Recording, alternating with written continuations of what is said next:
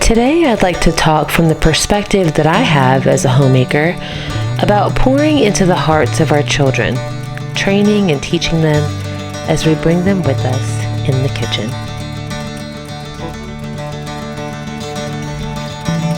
This day, the kids and I are making homemade pizzas. The recipe is very simple. It's just flour, water, salt, yeast, and olive oil. And at this point, I don't even have to think about it. I basically use the same recipe that I use for my regular yeast sandwich bread, except without the honey, and I add maybe a little bit more olive oil.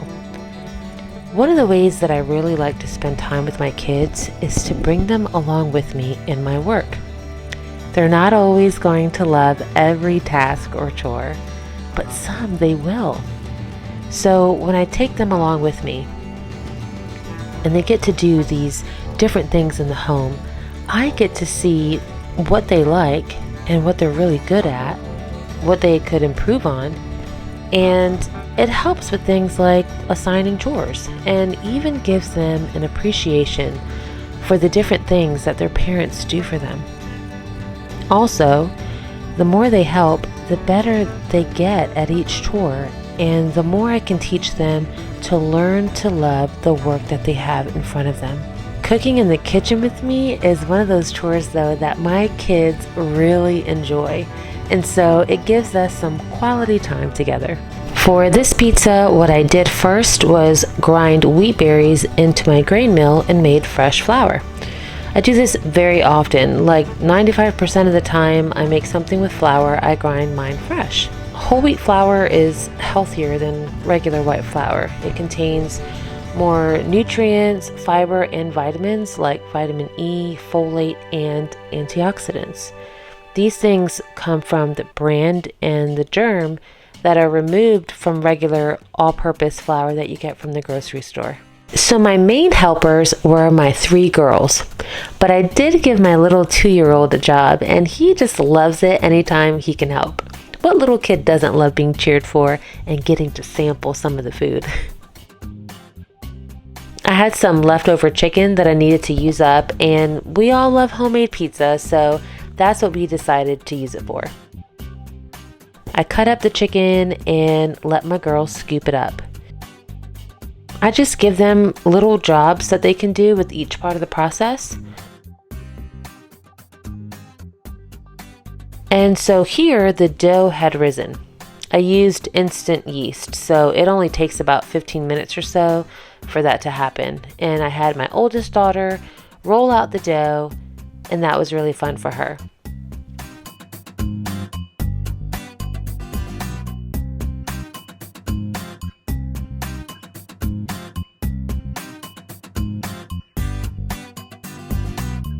Jobs like grating cheese, spreading the sauce, and sprinkling the toppings are all good jobs that little kids will have fun helping with.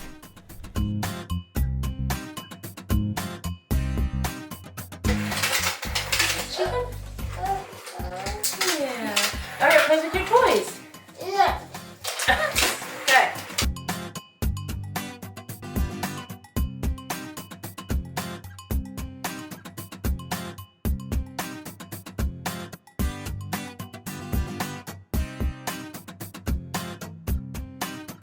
Does pizza have to be perfect, or can we just make fun of it? Make fun of it? Like, Why would you make fun of pizza? You can't even defend yourself. Bringing our kids into the kitchen is not only a good way to foster good relationships between us and them, but also between siblings themselves. I like to see my kids working well together and being friends.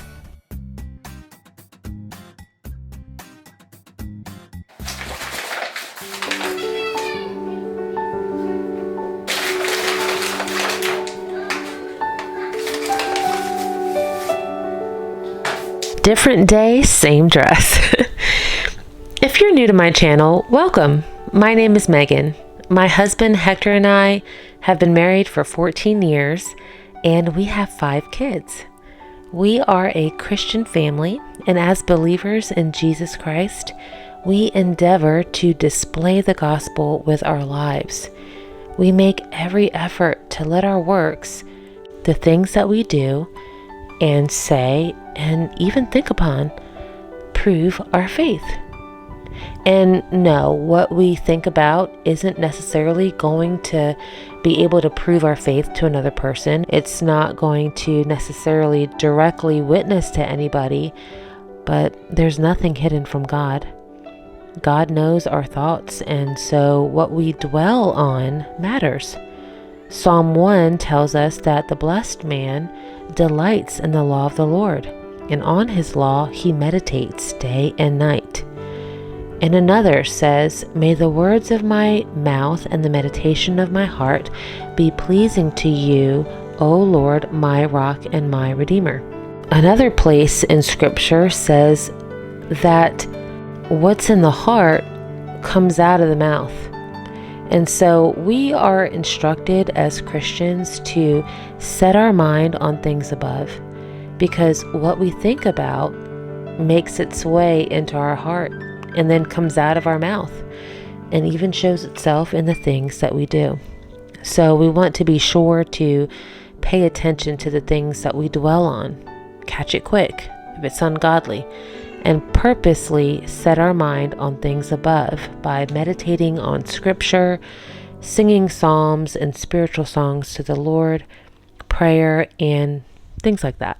Okay, so I am making biscuits today for breakfast, and this recipe is one that I got from Joanna Gaines's Magnolia Cookbook.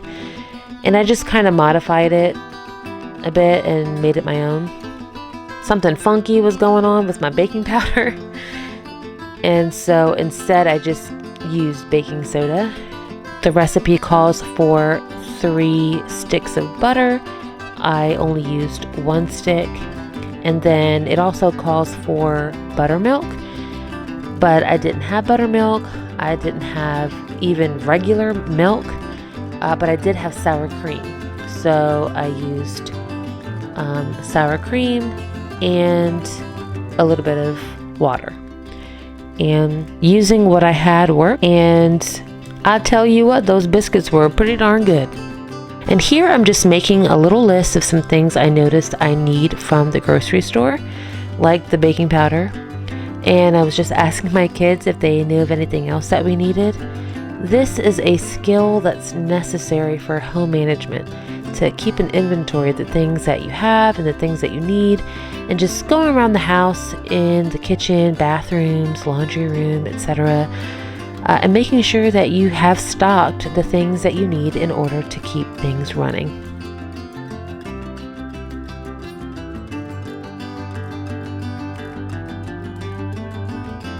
So now I am getting my washable rug ready to wash for the first time.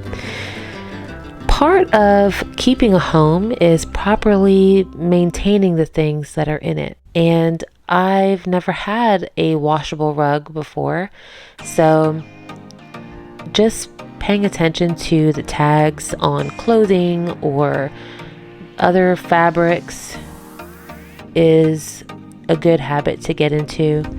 I'm the kind of person that keeps all the manuals to all the different things in the house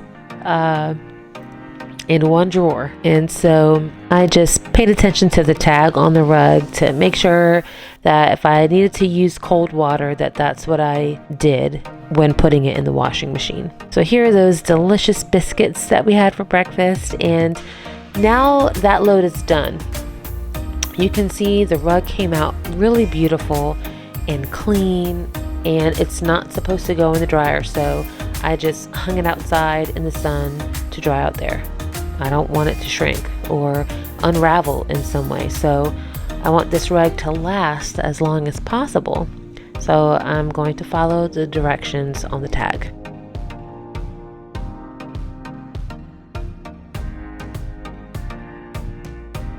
So I'm back inside and just straightening up the kitchen after breakfast, putting things away, and one of my daughters, this is Sophie, my 9-year-old, she ran in excited about something in her math book. Mommy, look, this is so cool. What? I think I can do this. I don't need any help. Look. That's one of the joys of homeschooling, to see your kids learn something and it clicks. When they struggle a bit with something and then boom, they've got it. I love when my kids are excited to learn. So you may have noticed a little person dashing back and forth. That's Titus, my 2-year-old. He's just running laps around the house, having a good old time. I don't know if he was running from someone. I didn't see anybody else running, but he was just getting out some energy, I guess. It was funny to see him running around.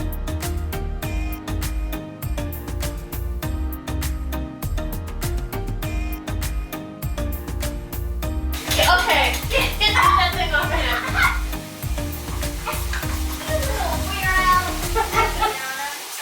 Is that what you're reading right now? Mm-hmm. Okay. You can sit down if you want to sit right there. And I'll read it to you. Yeah, read it out loud to me. Another thing that's really beautiful about homeschooling is that I can be cleaning my kitchen or washing dishes, and my kids can read aloud to me. And we can talk about a book that they're reading. I choose the books that they read, the things that they're consuming. And I really appreciate that about being able to curate my children's curriculum myself. We are teaching our children to have a biblical worldview. So if there's a situation in a book that they're reading or a show that they're watching, it gives me the opportunity to pause for a moment and we get to talk about the characters and whatever the situation is and compare that with what is right and good and what God says about it. And it makes for a really good discussion. I'm just washing up this cast iron skillet with a dish brush, and I think I use very little soap, if any at all. I love this cast iron skillet. It's so easy to clean. This skillet is really low maintenance. It is literally the best frying pan I've ever had. Okay, I've got Sophie pouring some more wheat berries in the grain mill. It's time to make some sourdough bread. And I'm taking this starter directly out of the refrigerator. It's still bubbly and active. I had put it in there the night before because yesterday I had made some levain from my dry starter. I had planned on making some bread, but I don't know what happened. For whatever reason, I didn't get to it, so I just popped it in the fridge, and that just slows down the fermentation process. It's still good today to make bread, so Sophie and I are doing this together, and I have mentioned my recipe on here before, but I will give it to you again. I just add 100 grams of starter, 350 grams of warm water, 450 grams of freshly milled flour, and 1 teaspoon of salt. In the big bowl, everything gets doubled.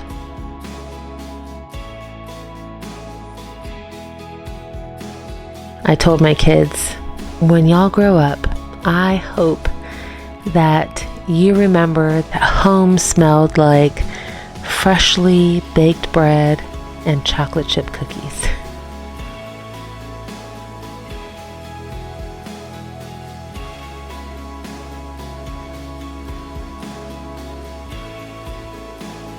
Now I have my 7-year-old Anna helping me out in the kitchen. We are making banana bread.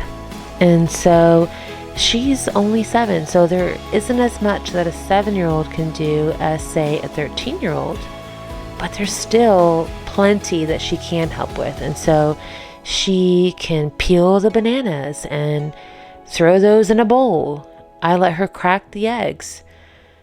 But we do that in a separate little dish so that if she gets a shell in there, then it's easy for her to get it out, which is exactly what happened this time. Monkeys are really smart because they peel a banana from here. Little kids can stir batter and add ingredients. And one of the things that I had to realize is that it's okay if the kitchen gets messy when the kids are helping out. When we bring them into the kitchen with us, it's not going to go as fast as it would as if we were doing it ourselves when they're little like this. And things will get messy when we bring our kids into the kitchen. But that's okay. They can help clean up. They can wear an apron, which is what my girls normally do whenever they're in the kitchen with me. Everything might not look perfect. Like if they're flipping pancakes, they might not get perfectly flipped. They might get messed up, but it's okay. The more that they practice, the better that they're going to get at it, and possibly they'll make less of a mess. But that's the fun of it, and I've learned to not care about those things. It's about the quality time spent together and the teaching and learning that's going on, as well as the memories that are being made when we're doing these things together.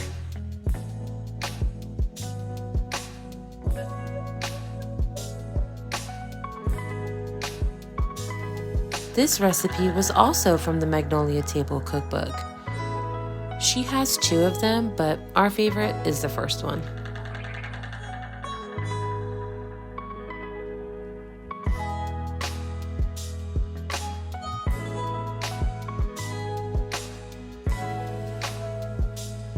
So it's been maybe an hour or 2, and I went to go check on my rug outside, and it was already dry. I think it washed and dried very well. It doesn't lay as flat as it did before, but I don't think it takes anything away from how pretty it is, and it's not like it's so bumpy that it's going to make me trip. I am still just as happy with my washable rug as I was when I took it out of the box. We topped our banana bread with pecans and chocolate chips, and it was very delicious. Okay, it is dinner time, and I've got my big girl, Bella, in the kitchen. We are making just a pasta and meat sauce dish, and Bella has made pasta and meat sauce on her own, but using ground beef. Tonight, we're making the meat sauce with ground sausage, and so because you really have to make sure that pork is cooked all the way through, I wanted her to observe me browning and cooking the sausage so that she can know what it looks like going from a raw state to a fully cooked state. I also have her chopping up some vegetables. She's got some onions and a bell pepper over there. And we added that to the sausage after it's browned up. We added some diced canned tomatoes and either tomato puree or crushed tomatoes. I forget what that big can was. For the pasta, we used some orzo. I had that in the pantry. I usually save orzo for chicken orzo soup, but I don't think I had any other kind of pasta, so we just used what we had, and it was really good. We top it with some Parmesan cheese, and I can have pasta any day of the week.